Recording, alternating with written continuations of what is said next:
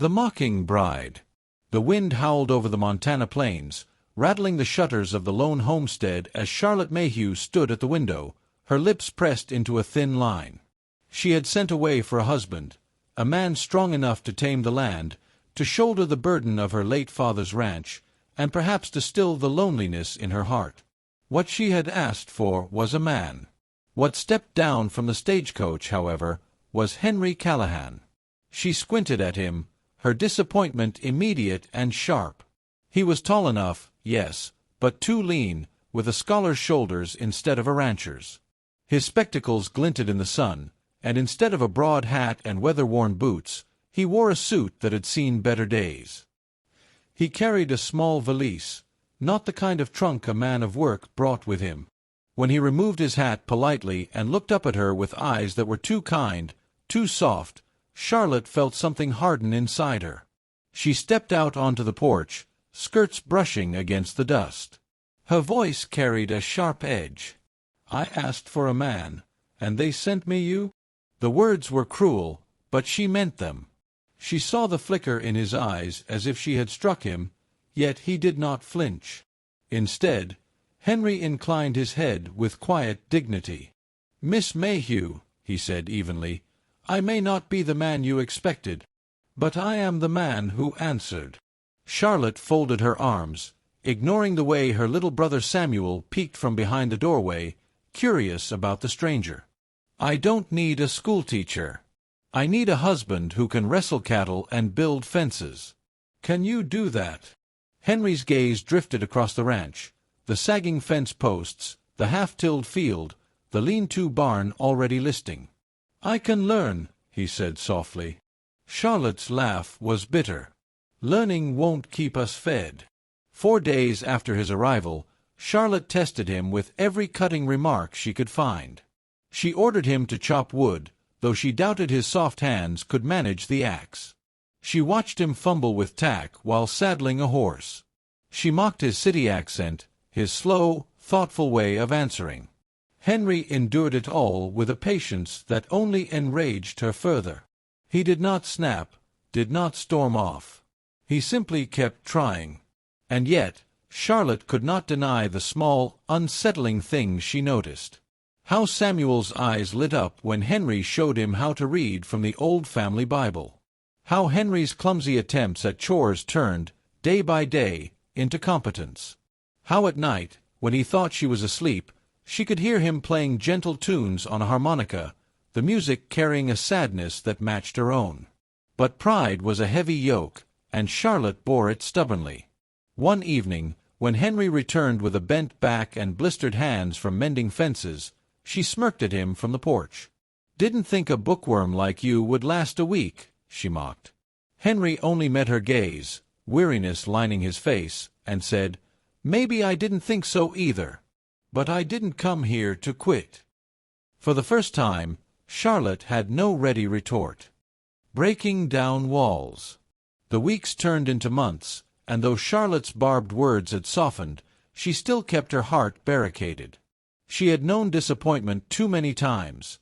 Her father's death, the loss of crops, neighbors who promised help but turned their backs. Hope felt like a luxury she could not afford. Henry, however, did not push. He worked steadily, shoulders toughening, skin browning under the prairie sun. He fixed the barn roof, taught Samuel arithmetic, and quietly took the burden of chores without complaint. One evening, after a storm swept across the plains, Charlotte found him standing in the rain, holding the barn door shut with his entire weight as the wind threatened to tear it away. She ran to him, skirts soaked, hair plastered to her face. "You'll be struck down out here," she cried. His teeth gritted as the wind howled. "Then help me, Charlotte." For the first time, they fought side by side, not against each other, but against the storm. Together they pushed, nailed planks, and battled the wind until the door held fast. By the time they stumbled back to the house, drenched and shivering, Charlotte saw something in Henry's eyes that she had never let herself see before: fire. The next morning, Samuel darted to her side, breathless with excitement. "Henry saved the barn," Charlotte. He's strong. He's stronger than you think." She wanted to dismiss it, but she couldn't. The image of him, rain streaming down his face, refusing to yield, lingered in her mind. As summer ripened, her walls cracked further. One evening, she caught Henry sitting with Samuel on the porch, telling stories of far-off cities and playing soft hymns on his harmonica. The boy's laughter was light, unguarded, the kind of sound Charlotte hadn't heard in years. Later, when Samuel had gone to bed, Charlotte lingered in the doorway. "You're good with him," she said quietly. Henry smiled faintly. "He's a good boy. Just needed someone to listen." Charlotte's throat tightened. "And what of me? Do you think I just needed someone too?" Henry set down the harmonica, his gaze steady. "I think you needed someone who wouldn't give up on you, even when you gave up on yourself." The words struck her deeper than she wanted to admit. She turned away, afraid of how much she wanted to believe him. But her fear resurfaced soon enough. When a neighboring rancher, Caleb Brooks, came calling, Charlotte found herself caught between old instincts and new stirrings. Caleb was rugged, broad-shouldered, the sort of man she thought she wanted. He tipped his hat, brought gifts, and spoke of merging land. It would have been easy to say yes. Yet, when Henry returned from the fields and saw Caleb on the porch, Charlotte noticed the quiet pain in his eyes, quickly hidden. After Caleb left, Henry did not speak a word of it. Instead, he went about his chores in silence, and that silence pierced Charlotte more than his words ever could have. For the first time, she wished Henry would fight for her. That night, unable to sleep, Charlotte stepped out under the stars and found Henry there, staring at the horizon. "You don't think I can choose for myself?" she challenged, though her voice trembled. Henry turned slowly. His face was shadowed, but his voice was steady. "I think you're afraid to choose at all. Afraid to love, because losing hurts too much." Her breath caught. She hated him for seeing her so clearly, and yet she ached for him to stay. Love that changed her. The turning point came in autumn, when rust-colored leaves skittered across the fields. Samuel fell ill with a fever that burned through the night, leaving him pale and delirious. Charlotte's hands shook as she pressed cool cloths to his brow. Memories of loss flooded back, her mother's death, her father's fading breath. She could not lose Samuel too. Henry never left Samuel's side. He read softly from Scripture, brewed bitter willow-bark tea, and coaxed the boy to drink. When Charlotte broke down in tears, Henry's hand closed over hers, steady and warm. "He's strong," Henry whispered. "And he has you. That's enough." For 3 endless days, they fought the fever together.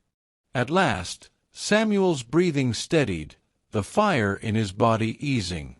Charlotte, exhausted, fell asleep by her brother's bed. When she woke, Henry was still there, watching over them both with eyes full of quiet devotion. Something inside her broke wide open. Later, when Samuel was well enough to play again, Charlotte found Henry repairing the porch steps. She stood watching him, the hammer in his hand, the set of his jaw, the way his shirt clung to his shoulders. Not a bookworm. Not a weak man. A man remade by love and labor. She stepped closer, her voice trembling. "Henry, I was wrong about you." He looked up, cautious hope flickering across his face. Charlotte swallowed, then whispered, "I asked for a man, and they sent me you. And, Henry, you are the man I needed all along." For the first time, her walls crumbled completely. Henry's eyes softened, and he set the hammer aside. Slowly, as though afraid she might pull away, he reached for her hand. She let him. "Charlotte," he said, voice rough. "I didn't come here to be the man you wanted. I came here to love you as the man I am." Her heart broke and healed in the same breath.